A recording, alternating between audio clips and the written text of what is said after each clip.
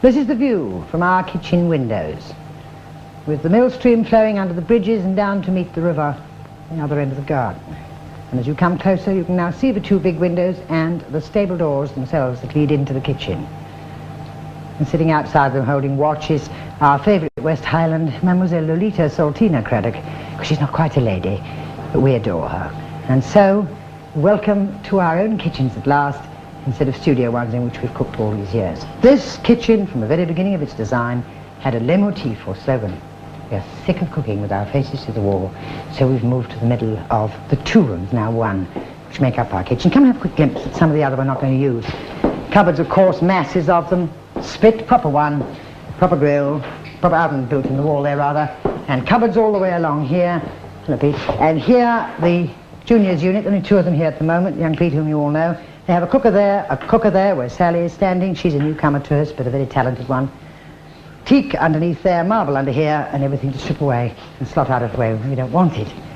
And then here, high-level grill, high-level grid, bread cutters, everything they can possibly want. Every cupboard contains only one item, so that they can't get themselves confused. Another grill here. Their cookers within fridges within nice, easy distance of them, so that they too don't walk all over the place. This is amusing. It's our old thing. Cost us £0.50 in Jersey about 20 years ago. One of my high bonnets, which I'm very proud. And of course cupboards, everything within reach, because we believe in saving every fraction of time and motion that we possibly can. Nice big area in the middle where we have table and meals when we want it. Build it up with a great shelf for buffet parties, and we have lots of people to the house. And if you leave me now and have a quick glimpse over there, you will see some of the diplomas that Johnny and I have won, and under the copper lids which are hanging there, the last two that we won from France, which were both really rather a bit vain. So now, let's get on with the cooking. I'm starting the first of these informal parties for the cheese and wine party with something which either the French or the Belgians call fondue frite. It's a form of hot cheese.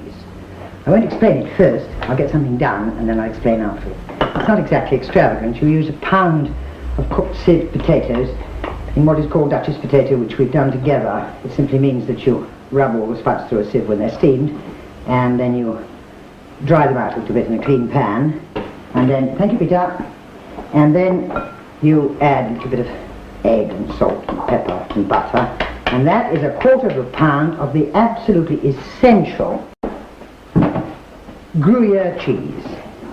It must be Gruyere for this mixture. Then one ordinary standard egg, and that's it.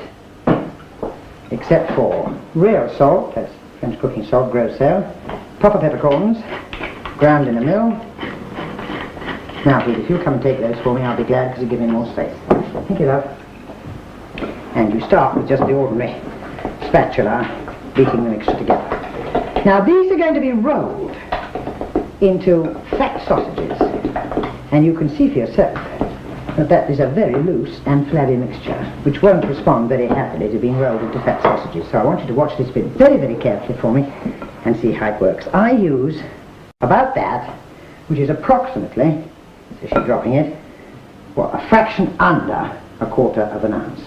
But as you will see, when it's all soft like this, you can only just shape it up into a rough amount ready to use later. So I put that very limp shape onto a dish with some flour in. Do one more. This time I'm going to lift it straight into the flour, sift the flour over. And now this is the part I want you to listen to, because these really are fabulous, not only for a cheese and wine party, but also for dinner parties and at supper dishes. But the trick is to use your fridge or your freezer. Now,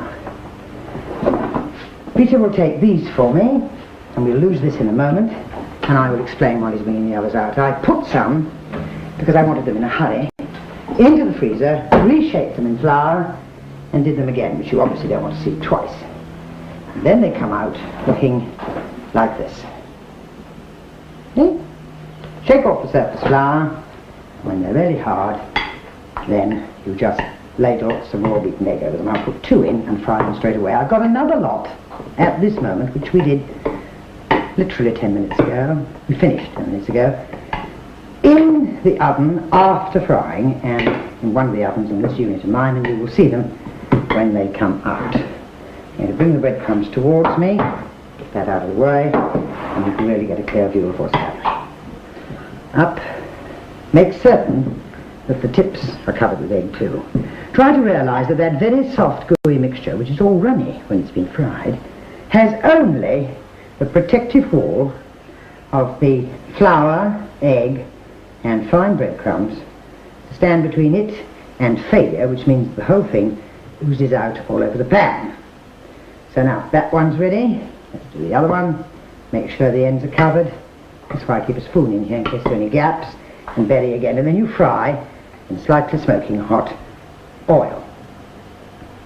Pat them again, and then turn them in. But this is not quite the end of the story, so while it's frying I'll pick it up from the very beginning, tell you their origin, and we know where we are together. I shall also have to clean my hands. Put them in.